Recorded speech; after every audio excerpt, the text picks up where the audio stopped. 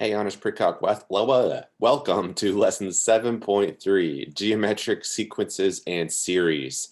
Today, we are going to be answering the question, how do you model geometric sequences and series and find their sums?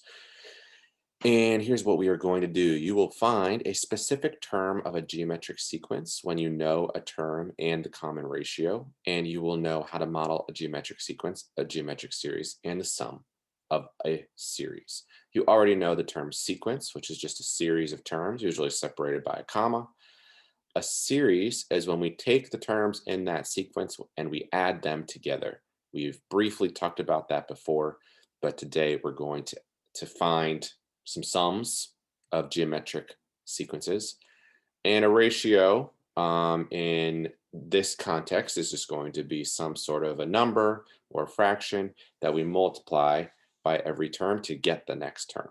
Here's an example of a question you'll be able to answer at the end of the lesson. A deposit of $50 is made on the first day of each month in an account that pays 6% interest compounded monthly. What is the balance at the end of 2 years? This is more advanced than just a simple interest type of a question because we are depositing money consistently into the account and there's interest being added to the account each month as well. So we got to think a little bit deeper about that question, but by the end of this lesson, we'll be able to answer that. All right. So let's switch over to the notes. All right. So here we go. 7.3 geometric sequences and series. In the last lesson, we talked about an arithmetic sequence, which is when the same number, common difference is either added or subtracted to get each consecutive term. In this case, with the geometric sequence, we are going to be multiplying by something each time. So a sequence is geometric if the ratios of consecutive terms are the same. So the sequence A1, A2, A3, etc. is geometric if there is a number R such that A2 divided by A1 is the same as A3 divided by A2. It's the same as A4 divided by A3, etc., which all equal the same thing, and that's R. The number R is the common ratio. In other words, we're just multiplying by R to get each consecutive term. And I might have said already that a geometric sequence has the same number that's multiplied or divided to get each consecutive term. We are just going to think of it as multiplying because even if we want to say we're dividing, if we just multiply by a fraction, that can represent division. So that's what we're going to be talking about here. We're always going to be using R, which is always multiplied. So that brings us to this definition here, the nth term of a geometric sequence. The nth term has the form a sub n equals a sub 1. So the first term of the sequence times R to the n minus 1 power. So we're going to be multiplying by R a certain number of times. And I want you to compare that with the arithmetic sequence nth term formula, which is where we add the common difference a certain number of times. So you can tell already there's a difference here, this plus sign versus multiply. That's what's going on here. So you can also write out the terms if we just have the first term and that common ratio for a geometric sequence. The first term is just the first term. The second term is the first term times R once. The third term is going to be the first term times R twice. And then we multiply it by R again every time. So it makes this nice exponent pattern going on here. And we're going to come back to the sum later on. So let's move into example 1. Examples of geometric sequences. Let's write the first 4 terms of the sequence given by each of these situations. Letter A, the sequence whose nth term is 2 to the n. For this sequence, the common ratio of consecutive terms is 2.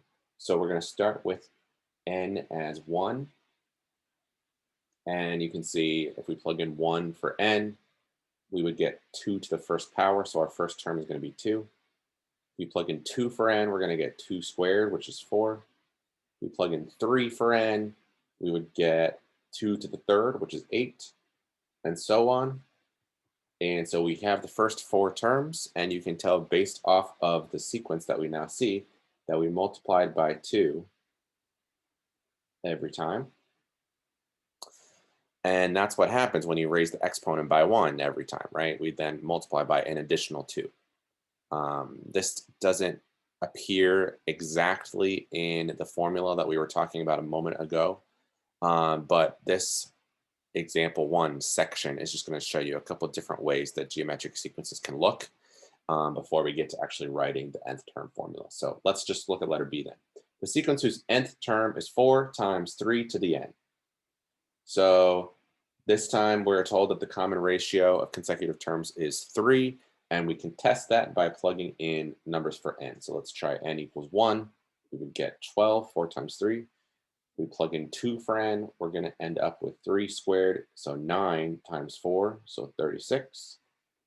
And if we keep going, we're going to get 108, and then 324. And you can tell that we're multiplying by 3 every time. All right, let's keep going. Letter C. The sequence whose nth term is, in parentheses, negative 1/3 to the n power. If we plug in 1 for n, we're going to just get the original number, negative 1/3. If we plug in 2 for n, we are going to get negative 1/3 times negative 1/3, which is positive 1/9.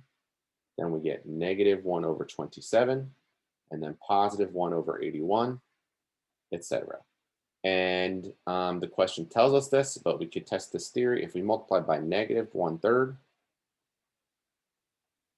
that is our common ratio between each term. So if our r is negative, like it is in letter C, the series is going to become alternating in sign, or we call that an alternating series when it goes negative, positive, negative, positive. All right. So there you go. There's some examples of geometric sequences. That's what we're looking at here. Let's look at example 2. Finding the terms of a geometric sequence. Write the first 5 terms of a geometric sequence whose first term is a sub 1 equals 3 and whose common ratio is r equals 2. So before we even get to like writing the formula, let's just kind of try this. So a sub 1 is 3. A sub 2 then should be that first term of 3 times that common ratio of 2, right? That's what we multiplied by to get each consecutive term. So 3 times 2 is 6. Then for a sub 3, we would do 6 times 2, and we would get 12. A sub 4, we'll do 12 times 2, and we'll get 24, and we must do it one more time. A sub 5 is going to be 24 times 2, or 48. And I want you to see that there's a pattern here beyond just multiplying by 2 every time, and that's where our formula comes from for the nth term. If we think about taking our first term and multiplying by r to the power of n minus 1. So for this first one, it would be a 0 power. Anything to the 0 power is 1, so 3 times 1 is 3. And we can follow that same pattern for each of these. So this would be 3 times 2 to the first, 3 times 2 to the second, 3 times 2 to the third, or 3 times 2 to the fourth. And that just represents the same work that we did over here, but a little bit more formulaic, right? So the last thing that we're going to do here is graph these terms on a set of coordinate axes. So let me sketch a plot over here. And we have 5 terms. So if our x-axis is relabeled as n, we're going to have to go from 1 to 5.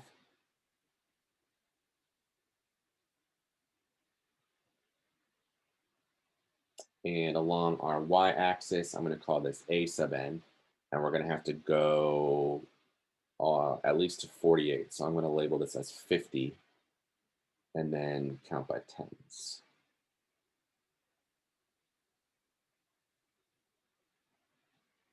All right, and now let's sketch this. So our first term was 3. So for n equals 1, we should have a point wherever 3 is, right around there. Second term is 6. Third term is 12. Fourth term is 24. And fifth term was 48.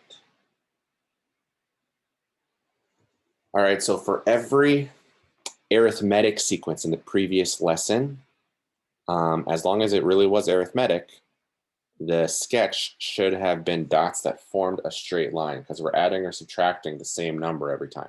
But you can see with a geometric sequence, it's a little different when we're multiplying by 2 every time. So our height is literally doubling for every dot, sort of, except that it started at 3. But anyway, oh no, it is doubling for every dot. So you can see it makes a curve shape instead of a straight line. That's what I wanted you to see. All right, example 3, finding a term of a geometric sequence. Find the 15th term of the geometric sequence whose first term is 20 and whose common ratio is 1.05. So let's use that formula now from the front. So we have a sub n equals a sub 1 times r to the n minus 1.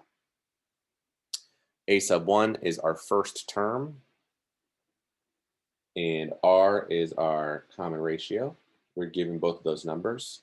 So let's plug that in. So we have a sub n equals 20 times 1.05 to the n minus 1, and we have a formula. All right, and now we are looking for the 15th term, so now I'm going to plug in 15 for n.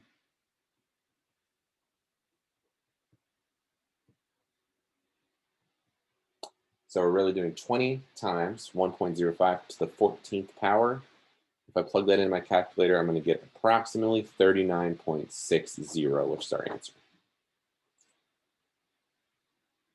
So if we multiplied 1.05 times 20 over and over until we got to the 15th term, we would get 39.60, and that's exactly what we did. Letter B, find the 12th term of the geometric sequence 5, 15, 45, dot, dot, dot. So we have the first term, which is given to us as 5. In order to create this formula, we need r. And r is the common ratio between terms. So if we're not given that number, we can do the second term divided by the first term to get it. So I'm going to write that at a2 divided by a1, which is going to be 15 divided by 5, or 3. That could also be found by doing 45 divided by 15. We would also get 3. You might be able to just spot it by thinking, okay, what did I multiply by to get from 5 to 15? You know, but that's what's going on there. So then we need to write down that formula. And I'm going to plug in what I know. So we have 5 times 3 to the n minus 1. And then we're looking for the 12th term. So I'm going to plug in 12 for n.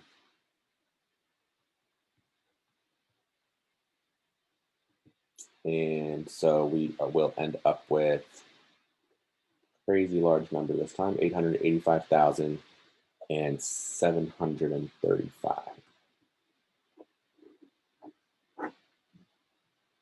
There you go. Let's look at letter C. The 4th term of a geometric sequence is 125, and the 10th term is 125 over 64. Find the 14th term. Assume that the terms of the sequence are all positive. Okay, so we are told that the 4th term is 125. And we're told that the 10th term is 125 over 64.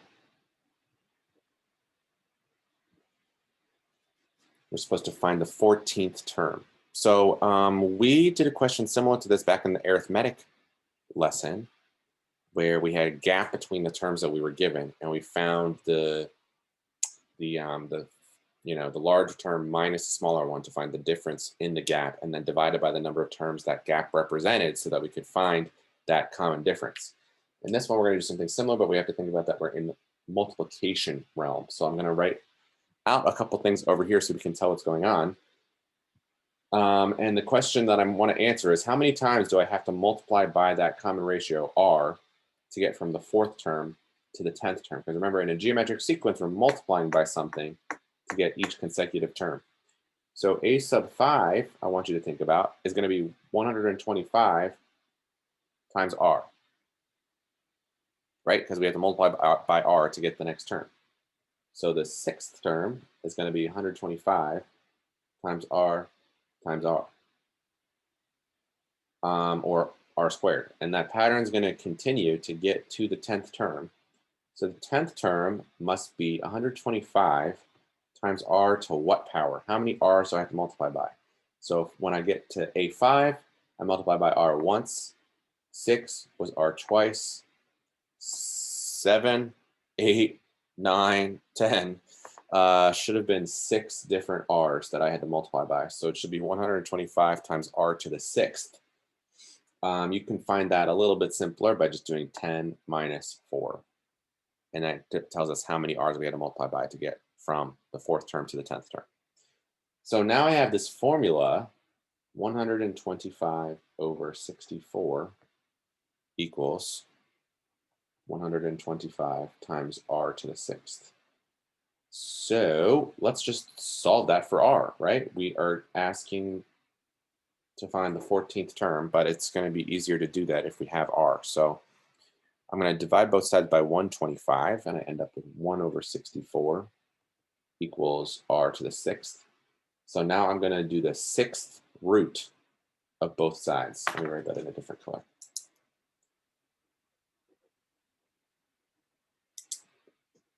Okay, so I'm doing the 6th root of 164. It ends up being 1/2.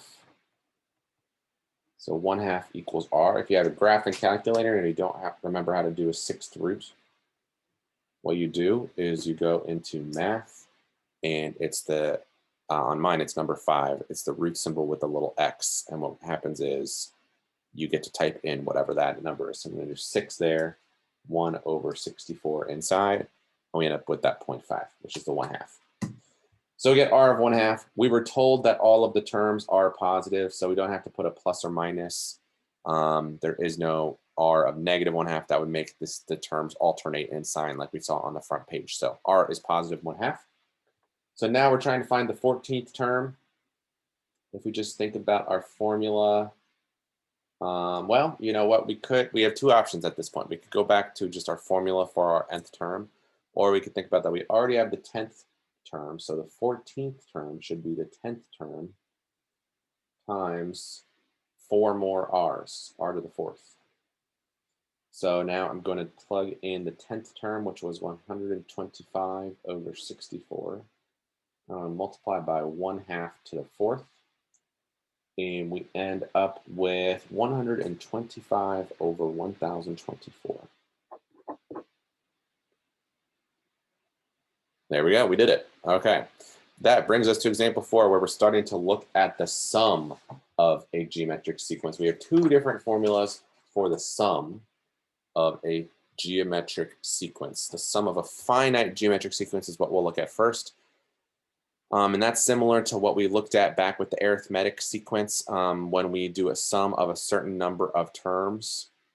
And there is a nice, neat formula for us to use. It's just the first term times this fraction, 1 minus r to the n, over 1 minus r. So we will be using that in example 4. We'll come back to the infinite sum in just a moment. So example 4, finding the sum of a finite geometric sequence. Find the sum from I equals 1 to 12 of 4 times 0.3 to the I minus 1. Now that's definitely a sequence that appears geometric, right? Because we have a first term and we have an r to the variable minus 1 power. So it's definitely geometric. We're going to be multiplying by 0.3 to get each consecutive term. And let's see.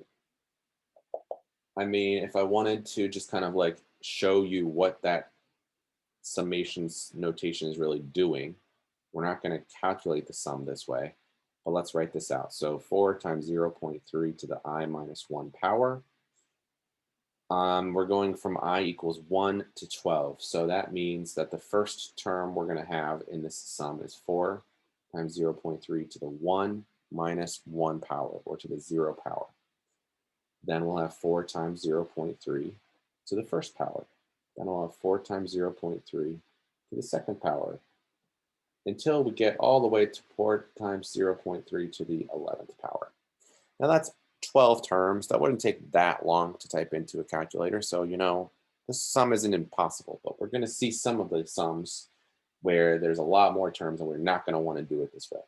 for example, infinite terms. But let's see if we can use that formula from the front. So the sum of the first n terms of a series is a sub 1 times 1 minus r to the nth power over 1 minus r.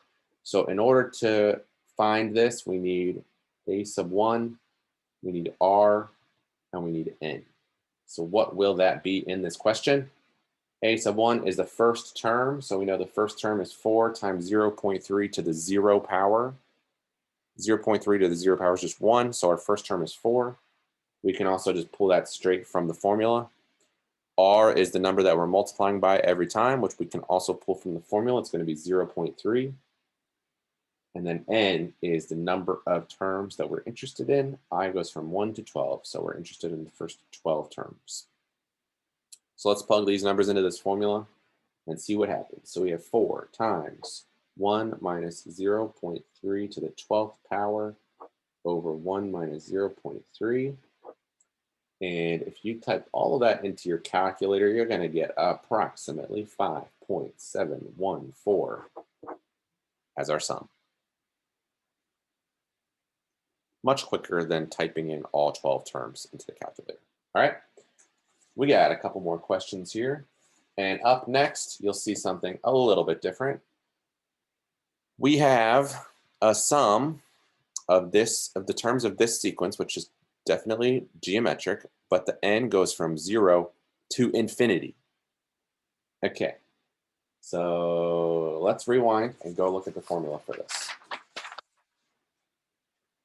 The sum of an infinite geometric sequence with a common ratio, or an r, where we can take the absolute value of that r and it's less than 1, then the sum is equal to the first term divided by 1 minus the common ratio. All right, now this is the way that this series appears. And the sum of an infinite geometric sequence, all of that has a nickname called a series. So in other words, we're saying the sum of the series is a1 over 1 minus r. Now, the question we were just looking at looks a little bit different than this notation. So let's go back and look at that. The exponent is n instead of n minus 1, but the series starts with n equals 0 instead of n equals 1. So I want to show you that this series can be rewritten to start at 1 and go to infinity if we write it as 4 times 0.6 to the n minus 1. So this in red is the notation that we're used to seeing. This is just a variation of the same series. And let's think about that. If we plug in the first n into this exponent, we get 0, so it'd be 4 times 0.6 to the 0. If we plug in the first n in this series, we get 1 minus 1 of 0 as exponent, so 4 times 6.0, well, 4 times 0.6 to the 0. And that's the same thing. So every term is going to be the same. And because the upper bound of the series terms is infinity, it doesn't matter what n we start at if the terms start at the same spot, because the last term is infinity. So it just keeps going on forever anyway. So it doesn't matter that we get chopped off one of the terms at the beginning, or at least one of the ends, because the terms are the same. But anyway, so that's just a variation of the same thing is what I'm getting at there. So this is pretty crazy. But basically what that formula said on the front is that as long as our common ratio is a number that is, the absolute value is less than 1, which 0.6 is less than 1, then summing an infinite number of terms will give us a finite answer, which is just nuts. But to illustrate this, I want you to think about this sequence of terms added together. So this series. Think about if we did 1/2 plus 1/4 plus 1/8 plus 1/16 plus 1 over 32, etc. We're multiplying by 1/2 for each additional term, right? The denominator is being multiplied by 2. So this is a geometric series. Its first term is 1/2, and we're multiplying by 1/2 every time. The question is, what does this sum equal? And you might think, oh, we're adding together infinite things, so the sum is going to be infinity. But that's not true. Think about if we were trying to fit each of these numbers as if they were an area into a 1x1 grid, 1x1 square. If the length and the width of this area is 1, so we have 1 square unit right here. Let's see what happens if we try to squeeze all of these in here. So the first thing I'm going to put in here is 1/2. So if I split this region in half, this lower region would have an area of 1/2 square units, right? Because it'd be 1/2 times 1. So that's 1/2 square unit. And now let's see what happens if I add in a 4th into the remaining space. And then an 1/8 could go here. And then a 16th could fit in here. And then a 1/32 could fit in here.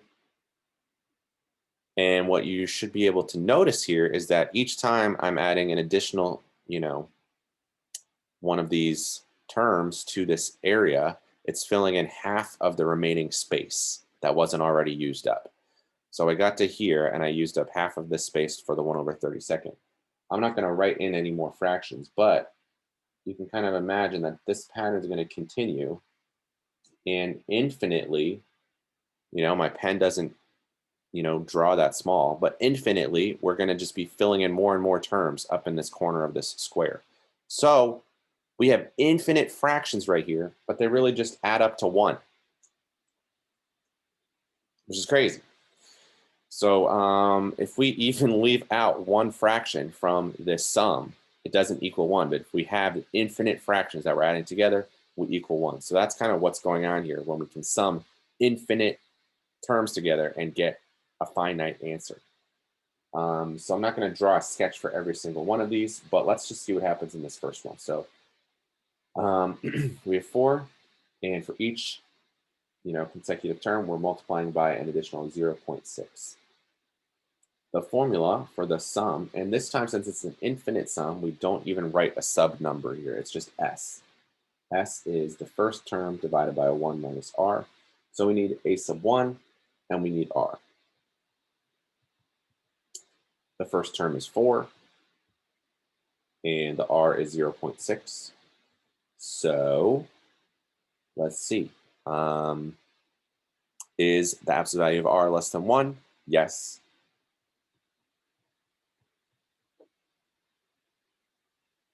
So we can plug in. So we're going to have 4 over 1 minus 0.6, which is going to be 4 divided by 0.4, which equals 10. So this infinite sum of all of these terms is a finite number, 10. All right, let's try letter B.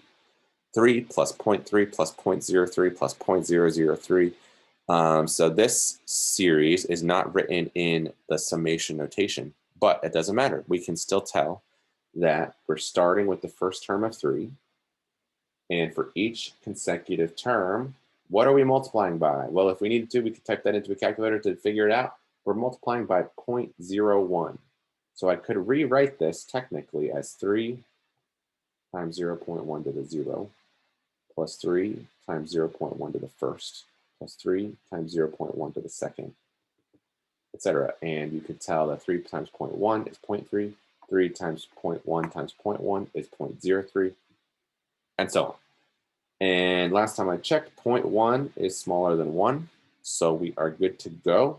I put a little check mark there to show that I've checked that we can use the geometric series sum for an infinite series here, and we can.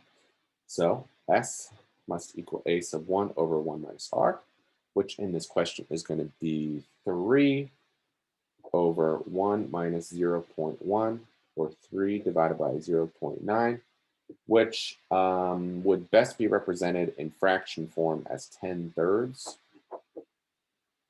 or 3.3 repeating, which you could probably tell based off of the way that the question was written. But now we've seen that this sum works, so the formula works, because we could kind of tell that that's what this was going to be. And you can also see that, a decimal that goes on forever could be written in this context as a geometric series. Very interesting. All right, now we get to that question that I previewed for you at the very beginning. Example 6, increasing annuity. A deposit of $50 is made on the first day of each month in an account that pays 6% interest compounded monthly. What is the balance at the end of 2 years? So, in order to answer this question, we need to remember our compound interest formula first, which is A equals P times 1 plus R over N to the NT.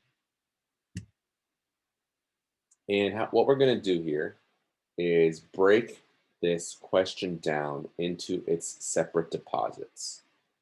So what I'm going to do is I'm going to say the first deposit is going to be gaining interest for 24 months.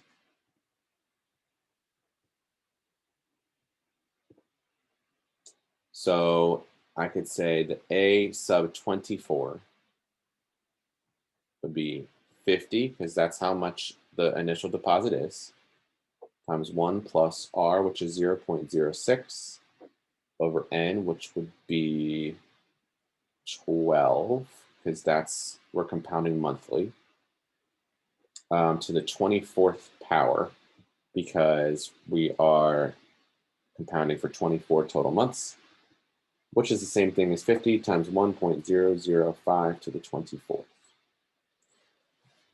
So, kind of discounting that there are any more deposits. If we're only looking at the first deposit and seeing how much is that deposit going to be worth by the end of the 24 months, we could find it this way. We can do the same thing for each other deposit. So let's look at the second deposit, right? Because the question says $50 is deposited on the first day of each month. So the second deposit by the end of 2 years is going to be gaining interest for 23 months.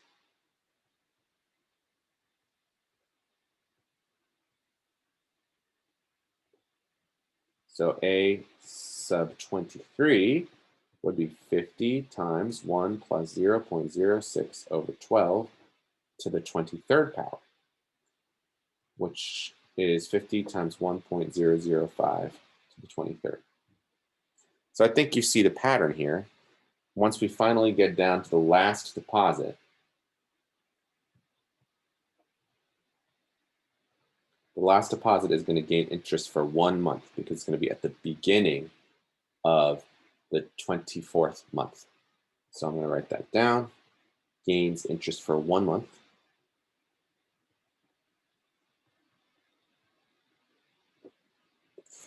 So we have A sub 1, which is 50 times 1 plus 0.06 over 12 to the first power, or 50 times 1.005 to the first. Okay, so you can tell there's a pattern going on here, and you can sort of hopefully see that this is going to be a geometric sequence, because every time from here backwards up to here, we're multiplying by an additional 1.005 every time. So to figure out how much is in the account at the end of 2 years, we would have to add all of these answers together, which is not an infinite series, but it is a finite geometric sequence that we're going to be wanting to add together. So we're going to use this formula right here. So let's see what we can do here. The total will be the sum of all the deposits.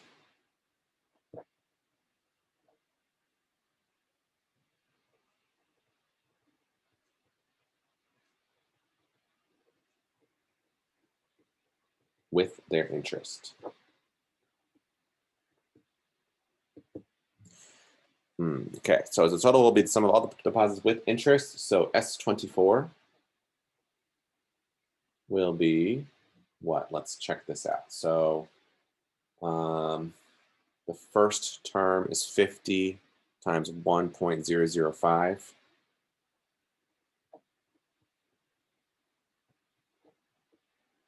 And hold on, let me kind of keep track of all this over here. So we need our first term.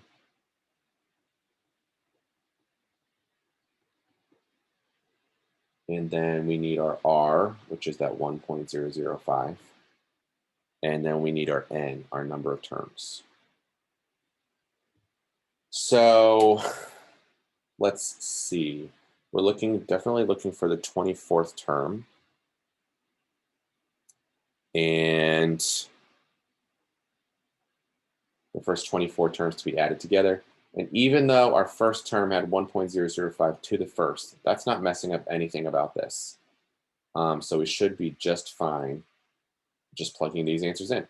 So where the formula said to plug in a sub 1, I just plugged in 50 times 1.005. The next thing that we do is start that big fraction.